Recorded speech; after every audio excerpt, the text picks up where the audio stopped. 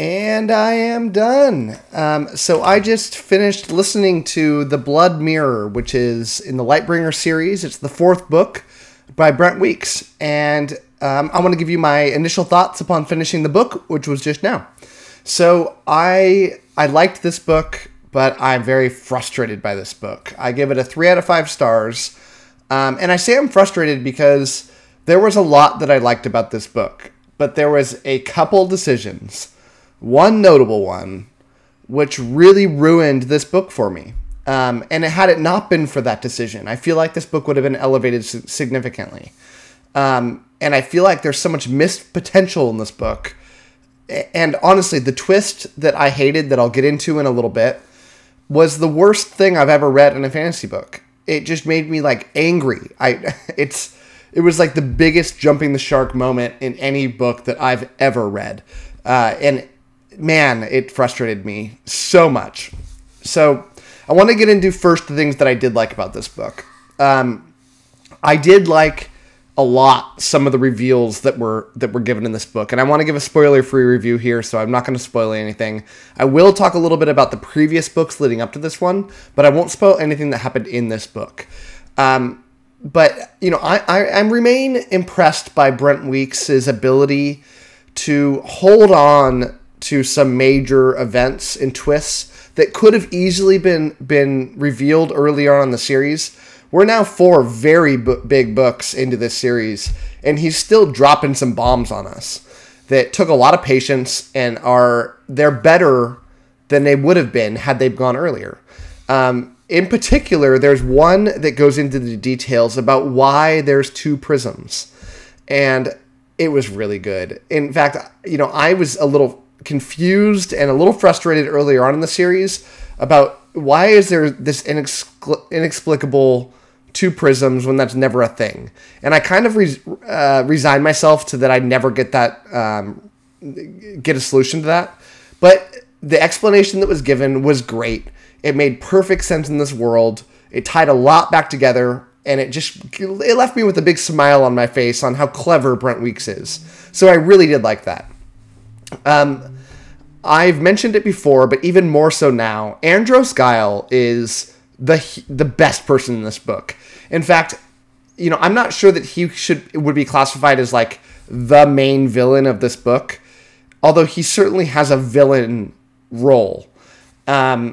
And he's going down as one of my favorite all-time fantasy villains. I think the only other villain that I actually like more than him is Sandin Glokta from the First Law universe. And they're kind of similar characters in my mind in that although you don't get a point of view from Andros in these books, you do get it from Glokta, so you get a lot more connection with somebody when you have a point of view. I hate both of them, but they're written so well that I love when they enter a scene. Every time Andros' name is dropped in this book and he enters a scene, I am really excited to keep reading. He elevates everybody around him. I wish this book was mostly about Andros Guile, because I just find him so riveting. He's so well made. You know, he's a bad guy, but you can't help almost rooting for him. And maybe I'm just a weirdo. Maybe everyone reads it to this point and they're like, what are you talking about, Matt? But I love this character. I can't help but sympathize with a lot of his points of view, given the world he's in. You know, he's clearly an evil man. Not like to his core, but he's got a lot of evil motivations. But when you hear him justify himself, you kind of nod along, and you're like, that makes sense. I get you.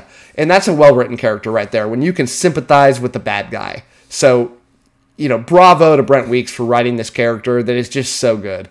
Another positive thing I have to say about this book, and it's not so much about Brent Weeks, but it's the audiobooks. I'm listening to a graphic audio, and if you're not familiar with what that is, it's like a full cast production. Every character in the book gets its own voice actor. There's sounds going on in the background. Like, instead of the book saying, like, you know, Kip, open the door, you'd hear Kip talking, and you would hear a door opening. You know, there's passion in it. It feels like you're listening to a play, and it's awesome. I think they're like extremely expensive, like way more than the books. I'm getting them from the library, which is how I get the benefit of them. But if you ever get a chance to listen to a graphic audiobook, take the opportunity. It is a joy. And so I think I end up liking this book a little bit more because I'm listening to that as opposed to a regular audiobook. Now, I mentioned earlier, and I want to say this in a way that doesn't spoil anything, so I'm going to be very vague. But there is a plot twist in this book that just left me angry. It was so badly done. It ruined the earlier books for me. Like, if I were to go back and reread the series, I would get even more angry at how illogical this twist is. If you don't know what I'm talking about and you've read these books and you're just scratching your head, shoot me a message or leave a comment on YouTube and we'll figure out a way to communicate about it. But the way that Brent Weeks handled handled Gavin and his brother and what happened to them is just crazy to me. It's like, it almost feels like this book should have been less books, and he's trying to make further twists to make it interesting, to turn this into 5 books. Maybe that's not what happened, but that's what it feels like to me.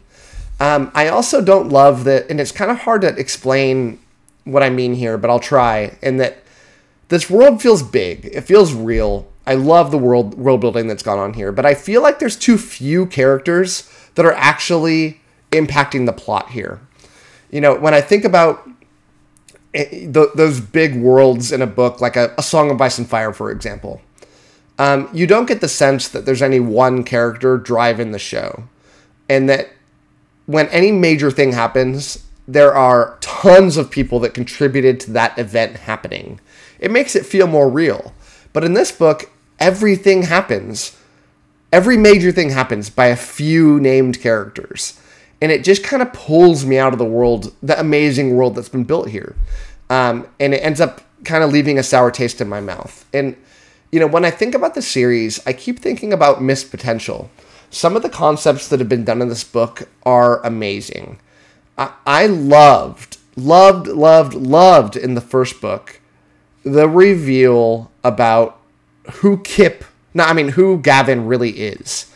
That was fresh. It felt awesome. And I felt like there's so much potential around this concept that I haven't read about before. You know, it's rare for me to really get shocked in a fantasy book. I've read so many hundreds of them that, you know, the rare, unique idea, I appreciate it. And I appreciate so much about some of the ways that this book has gone on in the unique aspects. But I keep thinking that there's missed potential here, and that this book could have gone from overall a okay to good series to an amazing one. So yeah, I'm left frustrated. I'm left with my will to finish this series zapped. I'm gonna do it. I only have one more. But if the reviews of this series claimed that this book series ends in an amazing way, I'd be hyped. But exclusively, I've heard that the ending is atrocious.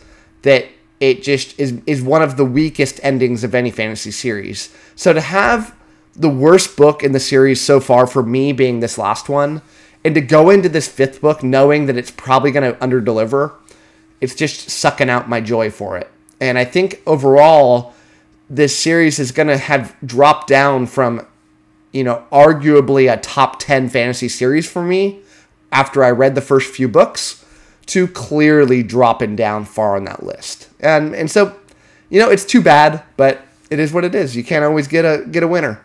So that's my review. I hope you enjoyed it, and thanks so much for watching.